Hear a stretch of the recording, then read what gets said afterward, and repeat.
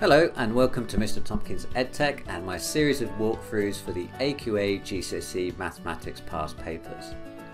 This particular paper is AQA June 2019, Paper 2, Foundation Tier. Now, with the new specification being new, Grade 9 to 1 past papers are like gold dust and you should not be watching this video unless you've already attempted the paper yourself under test-like conditions. If you haven't, stop the video now and go and do it first. I'm serious, go. Still watching? That's great. Why not subscribe to my channel so you can easily find it again the next time you want some help with your maths. I have plenty of A-level content too, so make sure you come back and check that out if you're carrying on with your maths next year. Please hit the like button if you found the walkthrough helpful. This really helps out my channel and it makes it much easier for others to wade through all the YouTube dross and find the good stuff. Also, before attempting the actual past papers, make sure you've gone through all the practice sets first. AQA produced 4 sets of practice papers to help students prepare for the new GCSE exams, and I would advise you to work through these before moving on to the actual past papers. Have a look at this video series which gives full walkthroughs for AQA practice sets 1 to 4. If you don't happen to have a copy yourself, you'll find a download link to the practice paper in the description below each video. Finally, feel free to ask questions below. It would be helpful if you include a question number and be as specific as possible. I really appreciate your comments and feedback and I try to respond to these as quickly as I can, especially around exam times. Okay, let's get into it. Welcome along to another AQA GCSE past paper walkthrough. This one is Foundation Tier Paper 2 from June 2019. Let's get started. Question 1. Circle the number that is 1 less than a cube number. Now I do recommend that you learn your list of the first 5 to 10 cube numbers. I think it would be very useful for your exam. The first cube number is 1 times 1 times 1, which is 1. The second cube number is 2 times 2 times 2, which is 8. The third one is 3 times 3 times 3, which is 27. Fourth one is 4 times 4 times 4 is 64. And the fifth one is 5 times 5 times 5, which is 125. Okay, you should really remember those numbers as being cube numbers. If you do, then it's very easy to spot the one that is 1 less than one of those. It's going to be that one there, isn't it? 26. That's 1 less than the 27. Question 2. Circle the fraction that is equal to 0.25. And again, it's probably a good idea to remember some basic decimal to fraction conversions for the common fractions. You should recognize that one as being a quarter. Okay, so this is 1/4, but none of my fractions down here are a quarter, but are any of them equivalent to a quarter? Let's see if we can cancel any of them down. The first one, 1 and 40, they don't have any common factors. 5 and 2 don't, they're both primes. 12 and 3 are both in the 3 times table though. So I can divide each of these by 3. And that is 1/4. So that one is a quarter. And then finally my last one, 4 and 100 are both in the 4 times table. So dividing those by 4. That's 1 over 25, but that's not the one we want. So it's 3/12, isn't it? Okay. Question 3, here is a number line. So we've got 3 and then a space, space, space, space, 4. And we want to know what this number here is. Okay, so the distance between, or the difference between 3 and 4 is 1. So this number line spans 1 unit from there to there. Okay, now how many divisions are there? There are 1, 2, 3, 4, 5 divisions. So if I take 1 and divide it by 5, that's a fifth, or 0.2 then is a decimal, isn't it? So that means each one of those jumps then is 0.2. So if that's 3, then the next one along is 3.2, the next one along is 3.4, A is going to be 3.6, 3.8, and then 4. So A is 3.6, is that one. Question 4. How many millimeters are equal to 3.27 meters?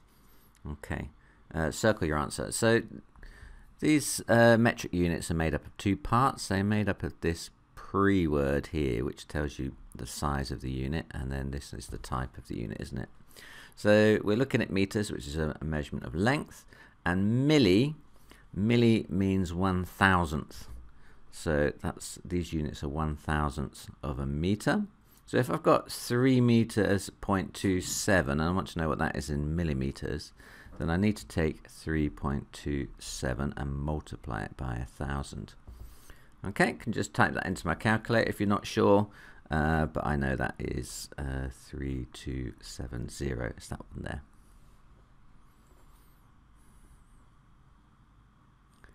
Question 5. Which is longer, 3/4 of a day or 1,000 minutes? You must show your working. Okay, so 1,000 minutes. I can either take 1,000 minutes and work out what fraction of a day that is, or I can take my fraction of a day and convert that into minutes. And I think that's going to be the easier way around. So I'm going to take this bit here and I'm going to work out how many minutes it is, and then I can compare it to this one, see if it's bigger or smaller. Okay, so 3/4 of a day. I know that 1 day equals 24 hours, and I know that 1 hour is 60 minutes. Okay, so I'm going to use these to convert my 3/4 of a day into minutes. Okay, so then my 3/4 of a day, then, if I do 3/4 of 24, so if I want to find 3/4 of something, I need to divide by the number on the bottom and then times by the number on the top. So 24 divided by 4, 4's into 24 go 6 times, and then 6 times 3 is 18. So 3/4 of 24 is 18. Again, this is the calculator paper though, so you could tap that into your calculator as well if you didn't know that. And then 1 hour, so that's 18 hours, isn't it? So 3/4 of a day is 18 hours. Now I want to convert those into minutes. So if I take 18 and I times it by 60, I think I'm going to pick up the calculator here. 18 times 60 equals 1,080. Okay, so that's in minutes then. So 3/4 of a day then must be 1,080 minutes. So which one is longer? It's going to be 3/4 of a day then, it's 80 minutes longer. 3/4 of a day, that's the answer. Question 6a. Use your calculator to work out 9.75 to the power of 3 divided by 1.875 plus 6.4 all squared. Give your answer as a decimal and write down the full calculator value. Okay, so I'm going to use the calculator features to show this then, or to type this in correctly. First off, I've got a fraction as my first thing. So I'm going to use the fraction button to pull up these two little boxes. And in the top box, I'm going to use the power button, so I've got a space to put that power 3 in. Okay, so now I've got the structure for putting those numbers in. I'm going to just type them in. So that's 9.73 to the power of 3. I can use the right key to go into that little box and then down, and then put in the 1.875, and then I'm going to press right to come out of the fraction. Now I'm just going to add the rest of it in, so plus 6.4, and use the square button.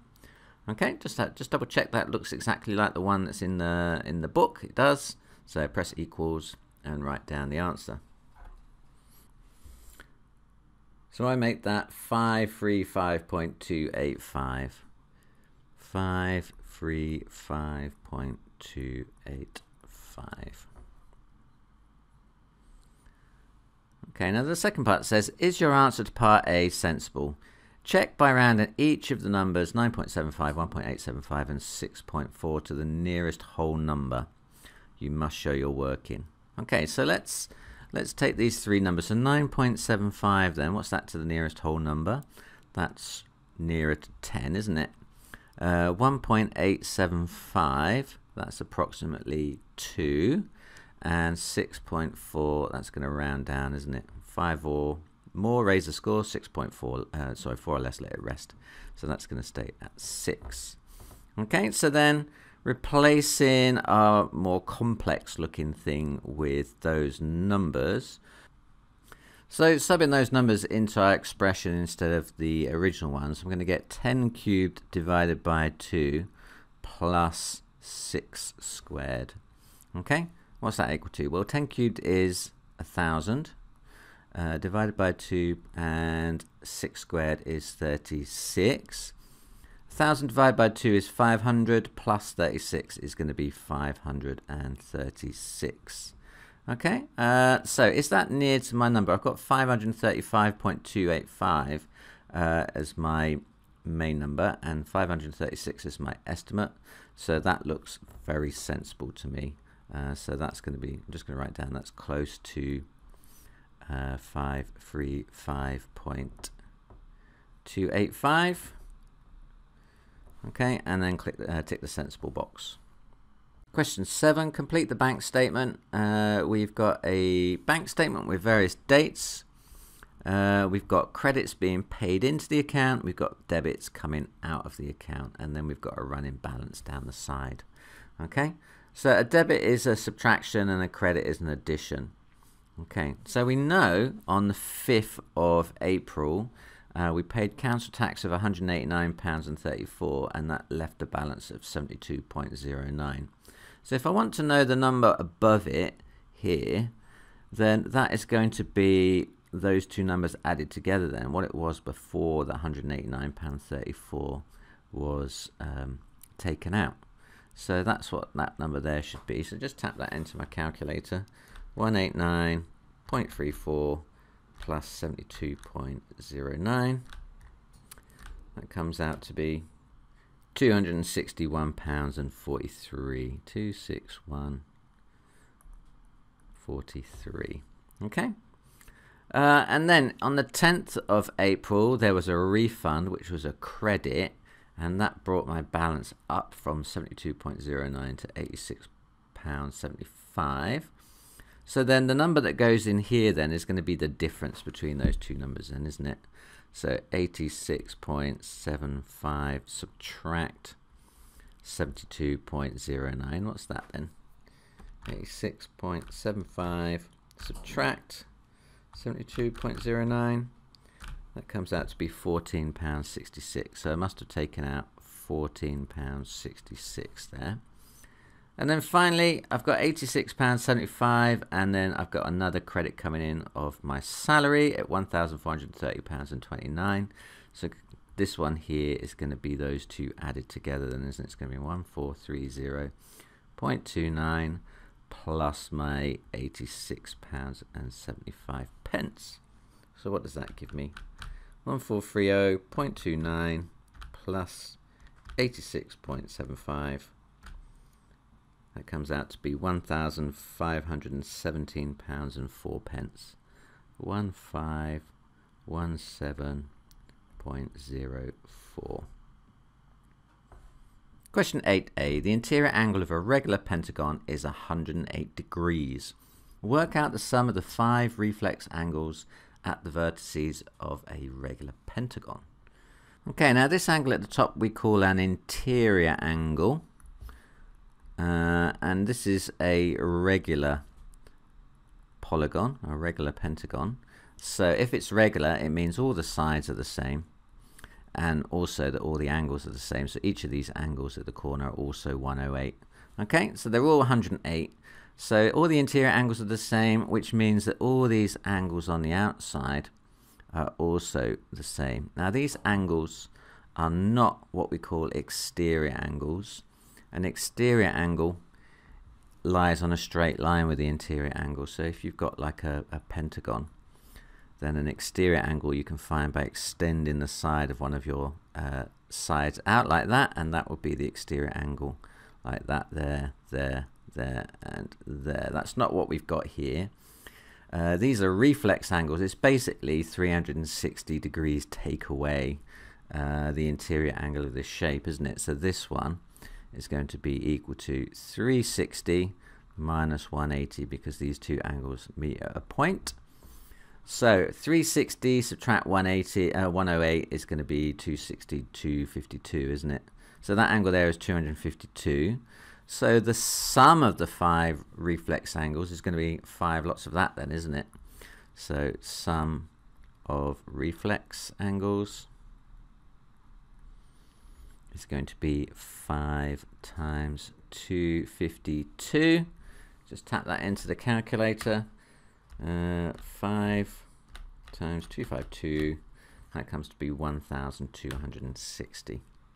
1260. Again, not to be confused with these, which are exterior angles. This is what we normally have to find. It's a bit weird that we are asked about reflex angles. Anyway, let's move on. In part B, we're told that Omar asks Harry, how many lines of symmetry does a pentagon have? Harry assumes it's a regular pentagon. His answer is 5. Draw the lines of symmetry on this regular pentagon. Okay, so it's got 5 lines of symmetry. Where are those lines going to be? I'm just going to get my ruler out. Now, each line of symmetry passes through the corner or the vertex at one end and the middle of the face, or the middle of the edge at the other side. So let's draw those in then. So I've got one line of symmetry running down there. Okay, then my next one, let's just make a mark at the center of each edge, just to make lining up with the ruler a little bit easier. And then we're going to put a line through each of the vertices and through the center of its opposite edge. So one there.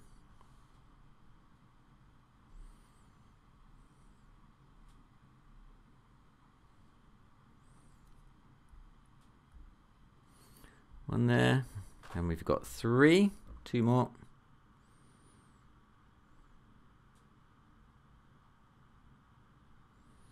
One goes there.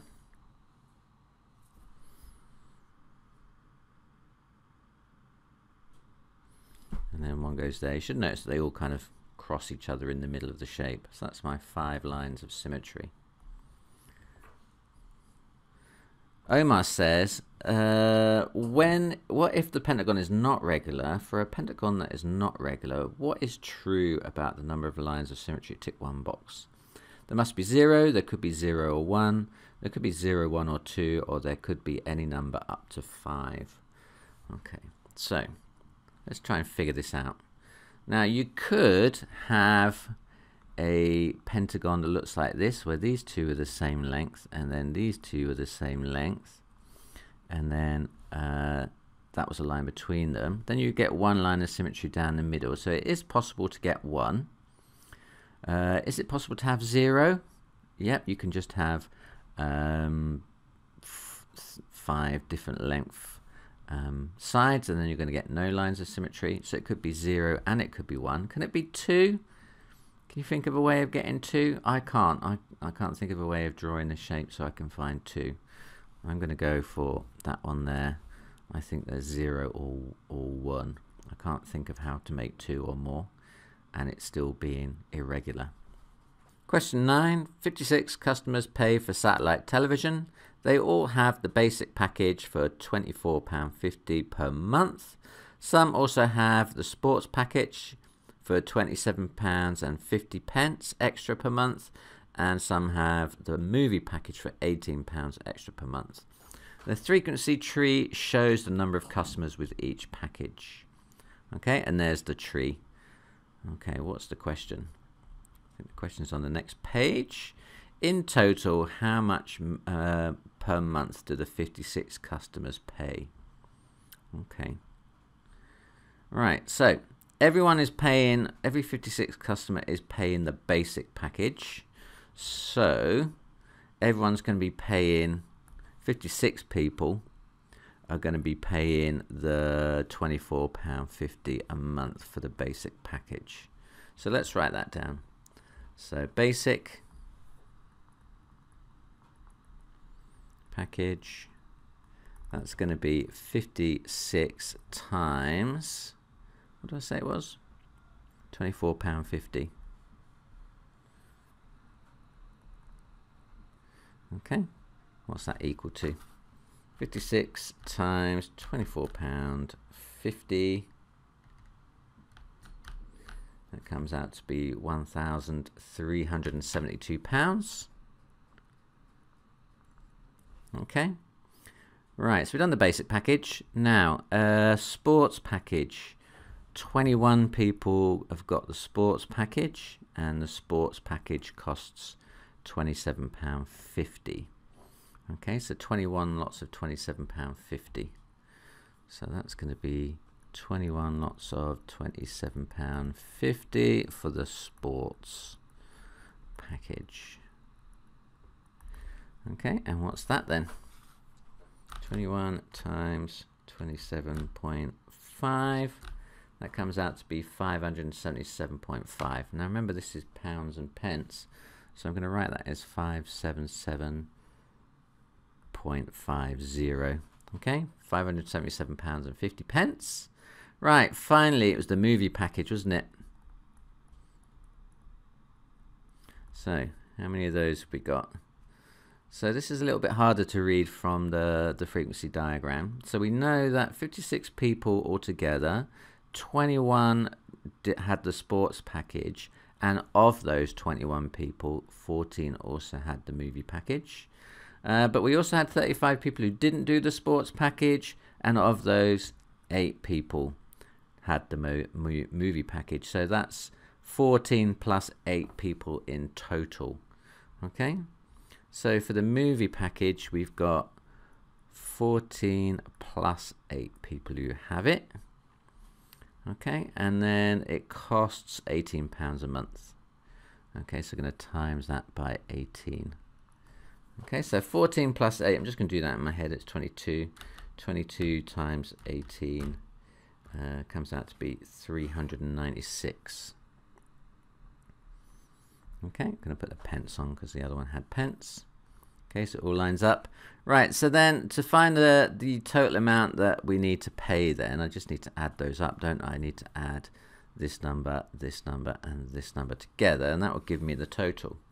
So I've already got 396 shown on my calculator, so let's just add on 577.5 and 1372. That comes out to be £2,345.5. Now remember, it's pounds and pence, so we need to always write that extra 0 on the end. So 2345.50, not 5. You lose a mark if you just write 0.5. So that's my final answer, £2,345.50. Question 10, Zoe thinks of a number. She says 3/4 of 90 equals half of her number. What number is she thinking of? Okay, well, this might not strike as you, but this is an algebra question really. Whenever you have a number at the start of a question but you don't know what it is, then you can show that number as an algebraic value, which I'm going to call x. So we're told that 3/10 of 90 equals half of her number. In other words, 3/10 of 90 equals her x value divided by 2. Okay, or half of x. Okay, so let's just work out what we've got on the left-hand side. What is 3/10 of 90? Well, dividing by 10. 90 divided by 10 is 9, and then times in by 3 is 27, isn't it? So that's 27 equals x divided by 2. And then to get x by itself, just multiply both sides by 2. That gives me 2 times 27 is 54, and x over 2 times 2. Basically, these two just cancel each other out, don't they? And it leaves me with x. So the number that she was thinking of, x, is equal to 54. 54. Now, there are other ways of doing it. You could have just kind of worked it out numerically, but it's good to start thinking algebraically. Question 11. On a journey, Laura sees 30 vehicles. Each vehicle is a car, a van, or a lorry, and she draws this bar chart. Okay, so there's the bar chart. Can you see any problems with it? Because underneath it's asking me to make 2 criticisms of the bar chart. Okay, 2 things that are wrong. Okay. Often the things that are wrong are the labels, but this is labeled nicely. This has got number of vehicles at the side and type of vehicles at the bottom. This C, V, and L, it's quite clear what that means. That is car, van, and lorry, so that's not really going to criticize that. And the graph has got a title. Next thing you should probably check is the scales. Are they going up in even increments? But that's all fine in this as well. Look, they're all going up in even jumps of 2, so that's no problem with that either. So what else is not right with this graph then, or what could be not right? Well, first off, let's have a look at this gap between here. That is 2 squares gap, and that is 1 square gap, isn't it, between there and there? So that's not quite right. You should really have equal widths between your bars. This is discrete data, so your bars should be not touching. There should be a gap between them, but that gap between them should be the same size. So I'm going to write that down as my first criticism. The gap between the bars should be the same width. Okay, the gap between the bars should be the same width. Okay, so what else is there? There's not a lot else on this graph other than the bars themselves. How tall are the bars? The first bar goes from up to 14, doesn't it? And the second one goes up to 4, and the third one goes up to 10. What's 14 plus 10 plus 4? That adds up to 28, doesn't it? Okay, that's a problem because the bar chart said it's meant to represent 30 vehicles, and we found it's only got 28. Okay, so that is going to be my second criticism. There must be an error somewhere. The graph is meant to represent 30 vehicles, but the bars add up to only, what was it, 4 plus 10 plus 14 equals 28 vehicles. Okay, so there's 2 vehicles missing, isn't there? Okay, so there's my 2 criticisms. Okay, question 12. A drawing has a scale of 1 to 40. On a drawing, a bedroom is a rectangle measuring 10 times 18 centimeters. A kitchen has the actual area of 300,000 centimeters squared. Which is the bigger actual area, the kitchen or the bedroom? You must show your working. Okay. So this is a shape and space question, but there's no shapes, is there? There's no diagram. I'm just going to draw some shapes then. So I'm going to kind of just draw the... Oops, I'm not going to draw it like that though. Let's try that again. Let's draw a rectangle for the bedroom and another one. Oops, quite a poor rectangle again. And draw another one for the kitchen. So which one is bigger? Okay, now this one, which is the bedroom. Let's do the bedroom first. Now that's on the plan, isn't it? So that's drawn to scale, and we found it is 10 centimeters by 18 centimeters. Okay, and then the other one, the kitchen, we know has a actual area of 300,000 centimeters squared. Okay, now so this is the plan and this is the actual. Okay, so we know that the scale between the two is 1 to 40. So between there and there is a scale of 1 to 40, which basically means that every 1 unit on your plan is actually 40 units in reality. So if you wanted to work out what the actual area of the bedroom is, you're going to have to take each of those sides and multiply it by 40, aren't you? Okay, so 10 times 40, well that's 400, and 18 times 40, so I might just tap that into the calculator, 18 times 40, that is 720. Okay, so then the actual area of this shape then is going to be 400 times 720 then, isn't it? So what's 400 times 720? That comes out to be 288,000. So that's 288,000. Okay? So compare that to our 300,000 centimeters square for the kitchen. Then it's clear that the kitchen is slightly bigger then, isn't it? So we've got bedroom.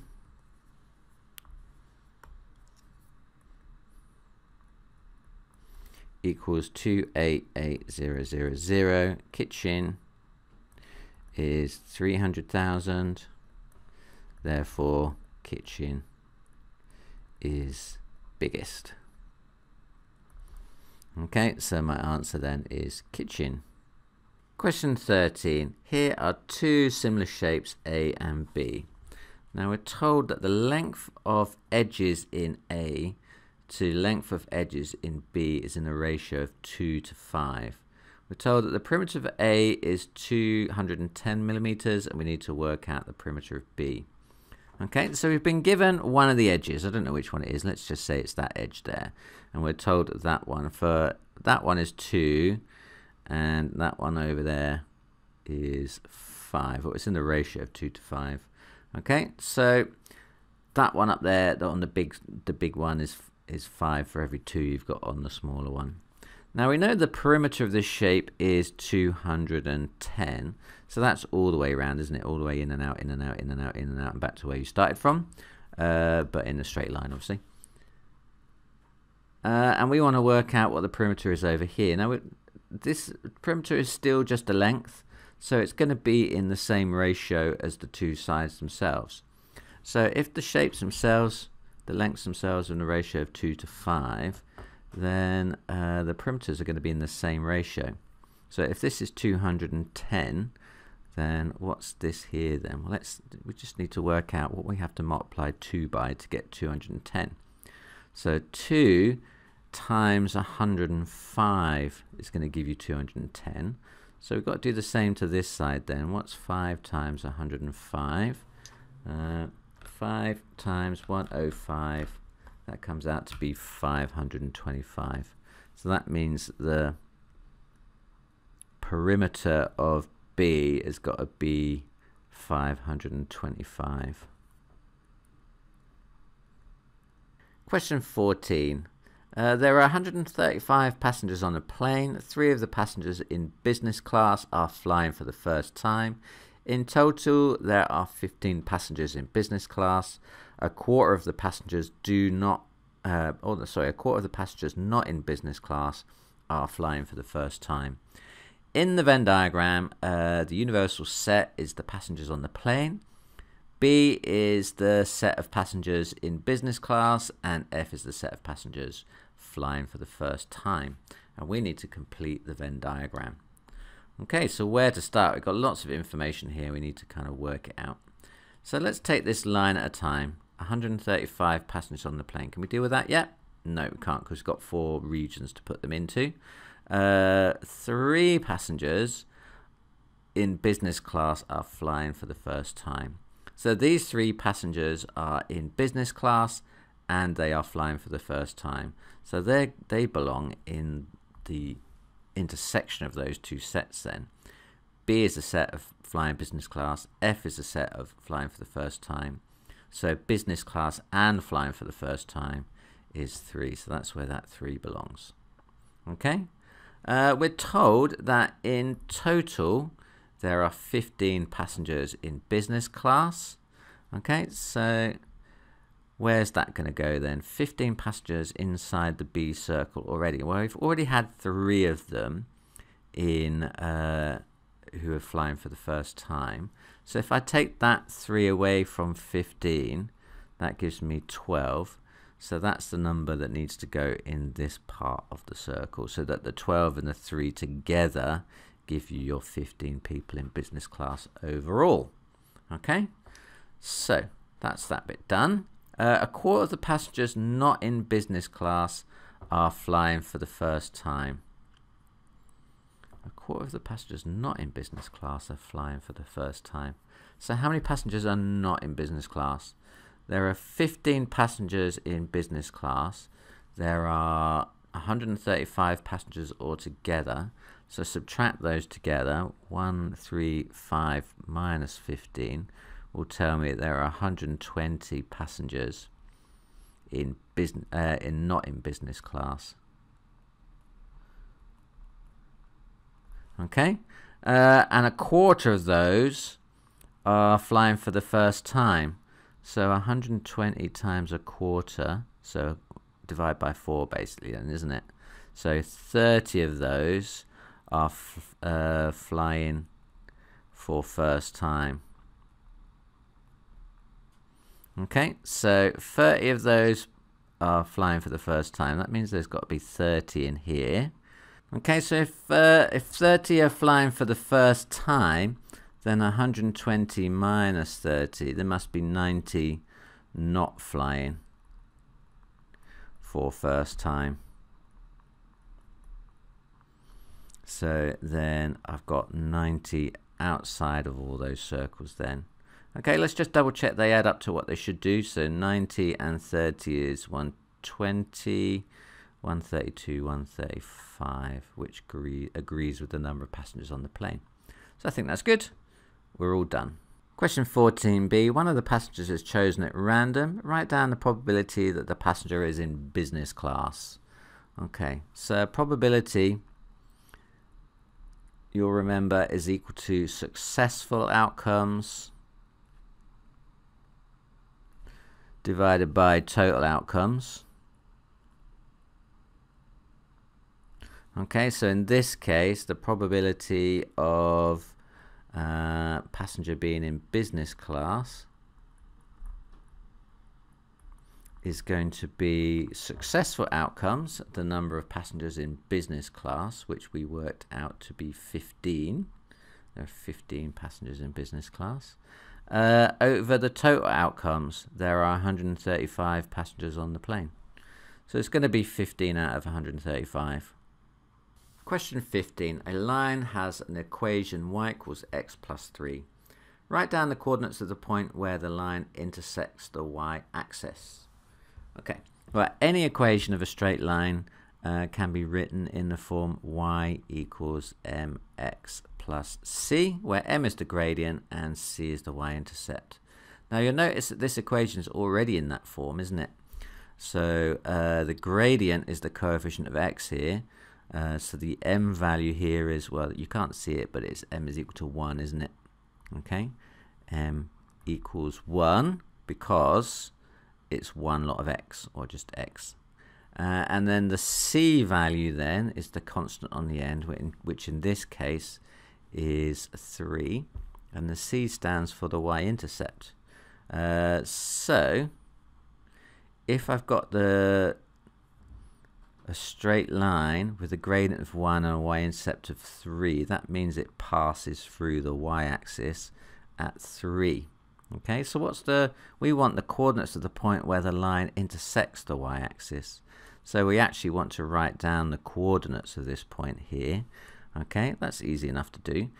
We know the y-coordinate is 3 at that point. What's the x-coordinate? Well, here on the x-axis, so this is the x-axis, it's going to be 0, isn't it? It's because it's on the y-axis itself, and that is the value of 0 on the x-axis. So that's 0, 3. Write down the coordinates of the point where the line intersects the x-axis. Now the x-axis intercept is going to be down here. Now we know that this has got a gradient of 1, so for every unit you are going to the left from 3, you're going to be going down 1. So that's going to be the point minus 1, 2, minus 2, 1, minus 3, 0. So that point there is going to be minus 3, 0. Okay, the other way of doing it, I suppose, is you could say, well, the value of y is 0 on the x-axis, so you can sub that into the equation and solve. So you can say 0 equals x plus 3. So rearrange that. X is equal to -3. That's the other way of doing it. Okay. Question 16. The graph below is used to convert between temperatures in degrees Fahrenheit and temperatures in degrees Celsius. Okay, so we've got Celsius on the y-axis and Fahrenheit on the x-axis. So if we know one, we can use it to look up at the other one. So use the graph to convert 40 degrees Fahrenheit into degrees Celsius. Okay, so Fahrenheit is on the x-axis. So let's find 40. 40 is here. Okay, so to find the C value from our F value, we're going to use a ruler. We're going to measure up to the line, or we're going to draw up to the line, and then we're going to change direction and draw across. So from 40, just draw up to the line, and then turn around.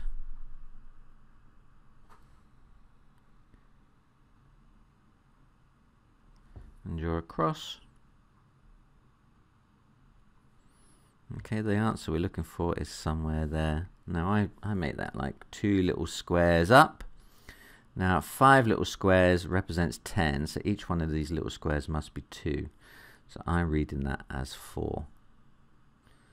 So 40 degrees Fahrenheit is going to be equal to 4 degrees Celsius.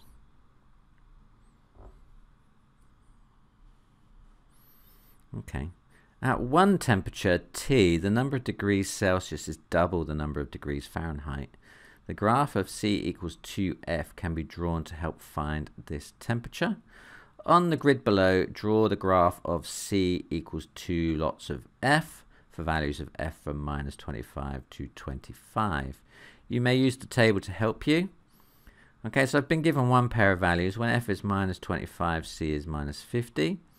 I want to draw this graph from -25 to 25. So let's pick 2 other points to plot. Let's pick 0 and 25. Okay, so if I want to draw C equals 2F, that means that my C value is 2 lots of my F value. So if I multiply my F value by 2, I'll get the C value. So 0 times 2 is 0, and 25 times 2 is 50.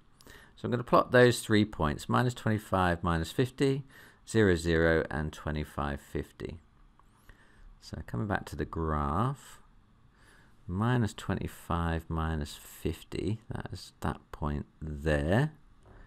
0, 0 is the origin, and 25, 50, that is up there. Okay, so now I need to join those up with the ruler and draw the line on.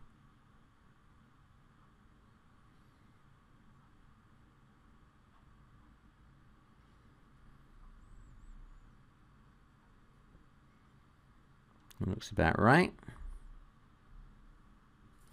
Okay, so you'll notice that they cross here then, don't they?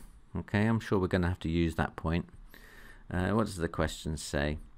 Use your graph to estimate the value of T. Give your answers in degrees Celsius. Well, remember T was the point where the number of degrees Celsius is double the number of degrees Fahrenheit. Okay, and then so, well, that's the point we've just found then, isn't it? It's that point. That's the one we want. So at that point, I read that as... Now I make that about -13 for the F value and about -25 for the X value. Okay, so that's what I'm going to write down. Question 17. In a bag there are 10p coins, 20p coins and 50p coins. There are 2 fewer 20p coins than 10p coins, and there are 5 more 50p coins than 10p coins. Complete the table. So we're told that the number of coins and 10p coins is n. Remember there were 2 fewer 20p coins, so that's been written down as n minus 2. And there are 5 more 50p coins, so that's going to have to be n plus 5. Okay, and then part B says, altogether there are 60 coins. Work out the total value of 20p coins. Okay, now I know there's 60p coins altogether. So if I add up all the different coin types, that should be equal to 60. Okay, so what's n plus n minus 2 plus n plus 5? Well, I've got n, n, and n. So adding those together, I'm going to get 3n. And I've got minus 2 plus 5. 5 take away 2 is 3, so it's 3n plus 3. So I've got 3n plus 3 is equal to 60. So that's a linear equation. And n I can solve. Let's take 3 off both sides. So then that bit there, look, will cancel, and it will leave me with 3n is equal to 60 take away 3 is 57. Then what I can do is divide by 3 on both sides. So 3n divided by 3 is just going to leave me with n, and 57 divided by 3, 57 goes into, oh well, 3 is going to 57 19 times, don't they? Okay, so n is 19. Now, it's always good just to double check that we're answering the right question here. Work out the total value of the 20p coins. Now, if n is 19, there must be n minus 2. There must be 17 20p coins.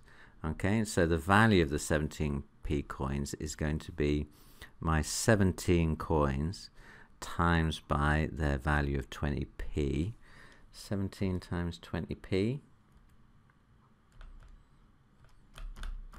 comes out to be 340. That's going to be in pence, isn't it? So in pounds, that's £3.40. Question 18. A force of 18 newtons is applied to the surface of this triangle. Work out the pressure. Use pressure equals force divided by area.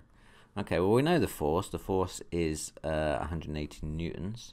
What we don't know yet is the area. Okay, so we know force, we don't know area, so we need area if we're going to work out the pressure.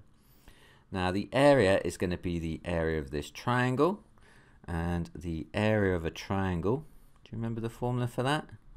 Is a half times base times height. So the baseline here is 12, isn't it? That's the base, so that's going to be that value there, and then the height is going to be that one. Okay, so subbing those in, so that's a half times 12 times 10. So a half 12 is 6, and 6 times 10 is 60. So this is going to have an area of 60 centimeters squared. So then we can use now this formula for pressure. We can use that pressure is going to be equal to force, which was 180, divided by our area, which we found to be 60, and 180 divided by 60 is 3. Okay, so our answer is 3 newtons per square centimetre. Question 19. In a sport, the number of points is directly proportional to the number of wins. On the axes, sketch the graph to show this relationship. So we've got number of wins along the bottom axes and number of points up the side. If two quantities are in direct proportion, that means as one increases, then the other one increases as well. So this graph is going to be sloping upwards. It's in direct proportion, so it's going to be a straight line. Now, I don't know how steep it is, but it doesn't really matter here. I'm just kind of sketching it, so the actual steepness doesn't matter. What does matter is that it goes through the origin, and it's a straight line, and it's sloping upwards. So anything that is crossing the axes here is a straight line and is sloping upwards. Will get you that mark there. Using ruler and compasses, show that the region inside the grid that is less than 4 centimeters from A and nearer to B than C. Label the region R. Show all your construction lines. Okay, so we're going to have to do some work with our compasses today. So when you're putting your pencil in your compass, just make sure that the tip of the compass and the tip of the pencil are in the same place, and then tighten it up so it doesn't move. Okay, make sure your arms are reasonably stiff, and try and keep hold of a pencil which is nice and short that you use just for your compass. It needs to be short so that when you twirl it around like that, it doesn't bump into your hands. A full-size pencil is just no good. Okay, so I'm ready to start this construction. I need to mark all the points that are less than 4 centimeters from A. Now, I could use a ruler if I needed to, but I don't think I need to here. I can just use the grid that is marked out on the on the diagram. They're in centimeter squares. So I'm going to use 4 of those squares to measure the distance. So 4 centimeters from A is that distance there. So if I draw a circle centered on A, then all the points on the circumference of that circle are going to be exactly 4 centimeters from A, so that any point inside this circle is going to be less than 4 centimeters from A. Okay, so this circle is going to be one of the boundaries of the region that I'm trying to find. Okay, job done. Right, now the next one says it needs to be nearer to B than to C. So here's B. So nearer to B is going to be halfway between them, and which is, in other words, is the perpendicular bisector of these 2 points. So make sure your compass is more than half of the distance between the 2 points, and draw an arc from one of your points. Then switch over to the other one and draw a second arc. Now that should cut your original arc in 2 places. Oh, I missed that one. Let's just go back and make that one a little bit longer. And that's my second cut-in point. Okay, and those 2 crossing points then you can use to line up your ruler and draw a straight line through those points.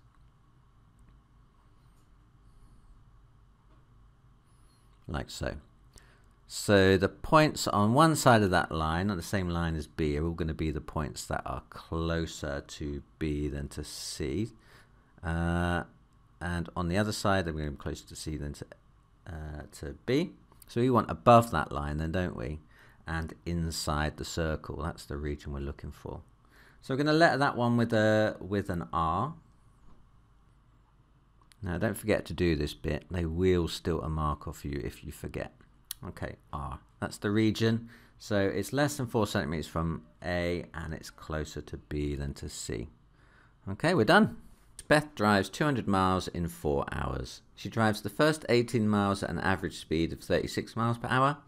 Work out the average speed of the rest of the journey. So we've got a question here involving distance, speed, and time.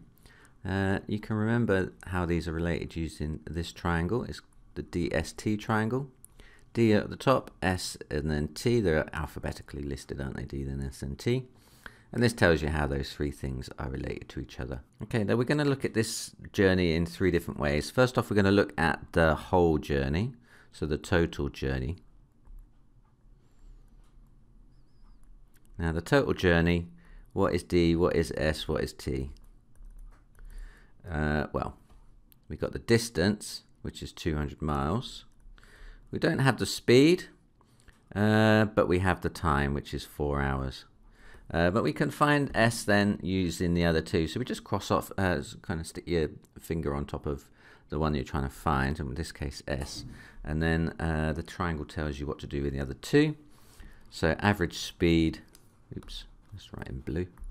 Average speed is distance traveled divided by time taken. In this case, it's going to be 200 divided by 4, which is 50, isn't it? 50 miles per hour. Okay, so that's the average speed for the whole journey. Right, so does that help us? What does the next part says? It says she drives the first 18 miles at an average speed of 36. So I'm going to write this. This is the stage 1 then of the journey. There's 2-stage journey, isn't there? And the first section, we know D, and we know S, but we don't know T. So let's find T. Let's see if that helps. So we know that the distance is 18. We know that the speed is 36.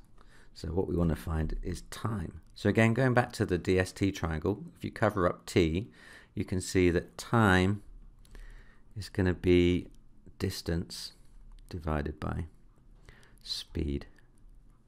Okay, which is going to be 18 divided by 36, which looks like a half to me, 0.5. So what's the units of that then? So this is time in hours then, isn't it? So 0.5 hours, that's half an hour or 30 minutes. Okay, I'm just going to leave it in hours for now. Okay, so then stage 2 of the journey, what do we know about this stage? Do we know anything about it? We know the total distance travelled was 200, and we know that distance travelled in stage 1 was 18. So the distance travelled in stage 2 then is going to be 200 minus 18, and isn't it? That's going to be 182 miles. Do we know the speed? No, that's what we're trying to find. Do we know the time? Well, again, we know that the time for the whole journey was 4 hours. We've just calculated the time for stage 1 to be half an hour. So that leaves us with 4 subtract half an hour. That leaves us with 3.5 hours then, doesn't it? For the second stage of the journey. Okay, and then we want to find the average speed of this part of the journey. So again, from the triangle, cover up S, it tells me that speed equals distance over time, which is now 182 divided by 3.5. Okay, time to reach for a calculator, I think. So 182 divided by 3.5 comes out to be 52. Okay, so that's 52 miles per hour then. The diagram shows rectangle ABDE and right angle triangle ABC. We're told that AC is 17, BC is 8, and then we've got a diagram of it as well. It's just a good idea just to check everything in the question is actually already in the diagram, because sometimes they miss bits off. So do get into the habit of reading the text above the diagram. Right angle triangle, yeah, that is marked already. AC is 17, yep, that's marked, and BC is 8, yep, that's marked. Okay, so all the information above is already in that diagram. Now underneath the diagram it says the ratio of BC to CD is in the ratio of 1 to 2. Okay, work out the rectangle of ABD, or work out the area. Okay, so what can we do here? BC to CD. Just going to get rid of this yellow. So let's just remark this up. So I've got the ratio of BC, 8, to CD, there, is in the ratio of 1 to 2, isn't it? So for every 1 in that first section, BC, I've got 2 units in the second one. So then in other words, if this is in the ratio of 1 to 2, and I know that BC is 8, then it must mean that I've multiplied up by a factor of 8, making this one also multiplied up by a factor of 8, which is 16. So I know the distance between C and D must be 16 centimeters, and therefore the width of the rectangle then is going to be 8 plus 16. It's going to be 24 centimeters then across there, isn't it? Okay, so we know that distance. Now if we want to work out its area, we're also going to have to calculate this distance here. Now notice you've got this slant height of the triangle here. So we can find the third side of a right angle triangle if we know the other two using using Pythagoras theorem. So that's what I'm going to do. I'm going to use Pythagoras theorem.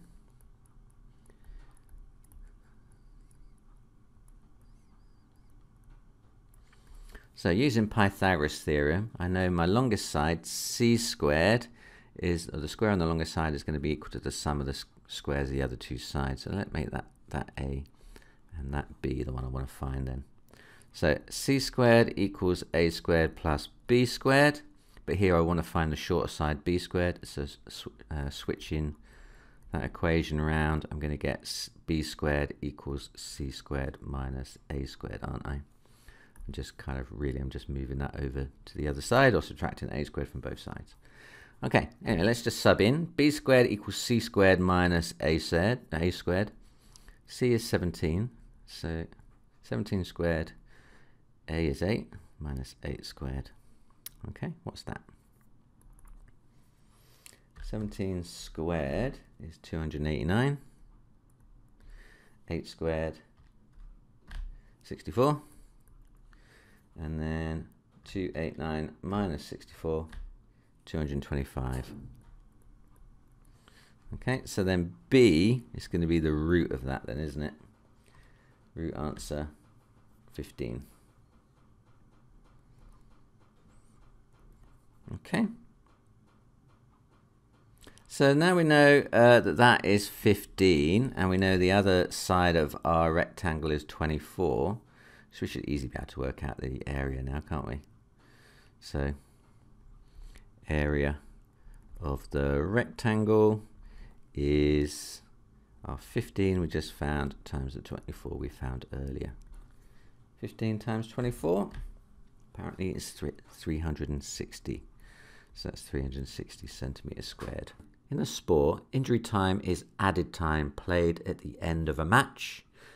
The table shows the injury time T minutes played in 380 matches, and we've been given a grouped frequency table. You can see it's grouped because you've got ranges here instead of whole numbers. Okay, so what we're going to be asked to do with it. Circle 2 words to describe the data. Okay, so what sort of data we've got? If it's time and we've got group data, then most likely then it's going to be continuous. So I'm going to go for continuous. What else? Is it discrete, grouped, ungrouped? Oh, it's grouped, isn't it? I already said it was grouped. Yeah, because we've got ranges rather than whole numbers. Okay, and then which class interval contains the median? You must show your working. Okay, now the median is the middle value, isn't it? So the median is what? How many values have I got here? I've got 380 matches. So the median is going to be 380. Well, strictly speaking, you're supposed to add 1 and divide by 2 to find where the median is. So it's going to be half of 300 is 150, half of 80 is 40, it's 190, 190.5 then, isn't it? So 190.5. Now that's not the median, it's the 190.5th value. So between the 190th and the 191st value. Okay. So what I'm going to do is I'm going to find where the 190th and 191st value are in this data set. I think the easiest way to do that is to find cumulative frequency. Now, cumulative frequency is the sum of the frequencies up until that point. So at this point, I've only had 59 so far. Now, the next group down, I'm going to add 59 and 158 together. So 59 plus 158 is 217. And the next group down, I'm going to add on 106, which is 323. And then I'm going to add 45, which is 368. And then finally the 12 takes me up to 380. Always a good idea when you're doing cumulative frequency just to check that matches with however many that you meant to have to start with. Okay, so where is the 190th and 191st value? So the first 59 values are in here, and then from the 60th to the 217th value, they're in this group here then, aren't they? So then this is going to be the group then that, oh no, yes, this is the group that the 190th and the 191st value are in. So it's the 2 to 4 range. So which class interval contains the median? It is 2 to 4. Question 9c, what percentage of matches had more than 6 minutes of injury time? Okay, so how many matches are altogether? There are 380 matches altogether. More than 6 minutes of injury time is going to be this group and this group, isn't it? So 45 and 12. 45 plus 12 is... Where have I gone? I'm down here. Okay. So number of matches is going to be 45 plus 12. That's 57 matches out of a total of 380 matches. So as a percentage, that is going to be it's going to be that 57 divided by the total 380 times 100 then, isn't it? So 57 divided by 380 times by 100, that's 15%. X is an integer. We're told that X is greater than -4 and less than -2. And X plus 3 is greater than 2 and less than 9. We need to work out all the possible values of X.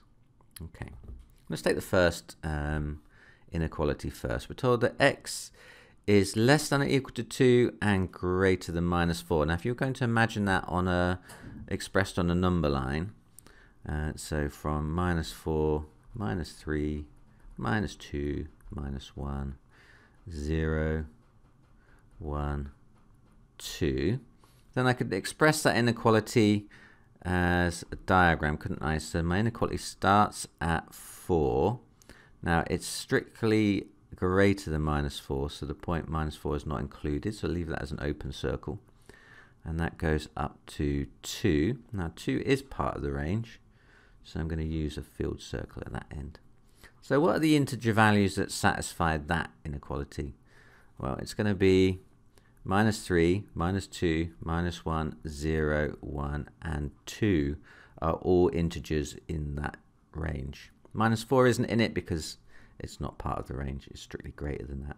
Okay, so our possible values has to be one of those, but it also needs to satisfy the second inequality. 2 is less than or equal to x plus 3, which is less than 9. Now, slightly more complicated, this one. I haven't got just x in the middle, but that's no problem. I can subtract 3, a bit like you do with equations. Just take 3 from all parts of it, and that will give me 2 minus 3 is -1 is less than or equal to x, which is less than 9 take away 3 is 6. Okay, so if I was going to draw a number line for this one, I'd start at -1, 0, 1, 2, 3, 4, 5, 6. Okay, so now this time my number range starts at -1. Is -1 included? Yes, it is. I'm going to fill that circle in, and it goes up to 6. Is 6 included? No, it's not, so I'm going to leave that one open. So it's all the numbers between there and there, isn't it? So which values satisfy this inequality? -1 does, 0 does, 1 does, 2 does, 3 does, 4 does, 5 does, not 6. Okay, so x then needs to satisfy both inequalities, so it's the numbers that you can find on both of those lists. So just looking here, I can see that I've got a -1 here and a -1 here. So -1 satisfies both, as does 0, as does 1, and as does 2. Okay, so I'm going to say that x can be any of those 4 numbers then. So I'm going to say x is a member of -1, 0, 1, 2. Now I've written that down using set notation, but if you just write the numbers -1, 0, 1, and 2, that would be just as good. Okay. Joe and Kyle share an amount of money in the ratio 7 to n. Joe gets 35% of the money. Work out the value of n. Okay. So we know that Joe to Kyle is in the ratio of 7 to n. Now, Joe gets 35% of the money. So what percentage would be left then for Kyle? Kyle's going to get the rest then, isn't he? So if I've got 100% and I let Joe have 35% of it, then Kyle is going to get 65% of it. Okay? Can you see that that is, well, the relationship between these two numbers, that's 5 times bigger, isn't it? Okay? So then n, if I multiply n by 5, I'm going to get 65. In other words, n then must be 65 divided by 5. 65 divided by 5 is 13, so n is 13. Question 26. Circle the reciprocal of 4. So 4 is 4 once, isn't it? So you can write 4 as a fraction, as 4 over 1. Now to find the reciprocal of a number, all you've got to do is switch the numerator with the denominator. That's what the reciprocal means. It means well, it's 1 over your number, or you switch those two numbers round. So 4 is 4 over 1, and if I switch the numerator with the denominator, I'm going to get 1 over 4. Okay, if you remember right back from one of our first questions, a quarter is the same thing as 0.25, so that is my reciprocal of 4 there. Just wanted to take a few seconds out to talk about my Patreon page, which you can find at patreon.com/Mr. Tompkins EdTech. On here you can gain access to exclusive content, including early access to my past paper walkthroughs. So if you like my content, definitely worth checking that out.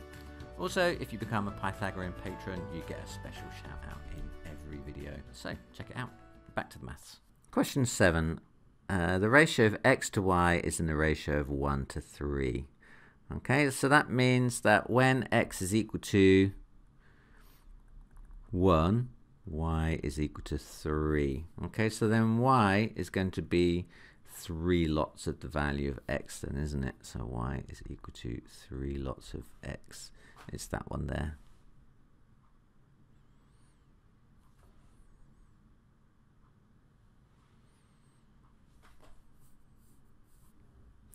Question 28, a linear sequence starts 11, 21, 31, 41, and so on. Okay, now if it's a linear sequence, it's going to have gaps in between that are equal, aren't they? So this is a plus 10 sequence. Can you see it's 10 between each numbers?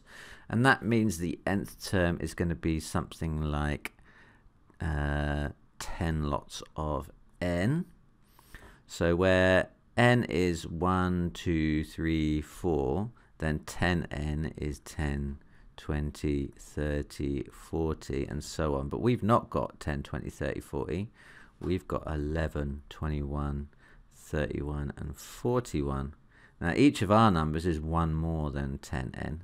So we must have 10n plus 1. And that is my nth term, 10n plus 1. So that's all. We've reached the end of the paper. How did you do? Let me know in the comments below, along with any questions you still might have. Don't forget to like and subscribe if you found this walkthrough helpful. If you didn't do so well, try revising around the topics you're struggling with before attempting another past paper. Good luck with your preparations and in your exams, and see you again next time.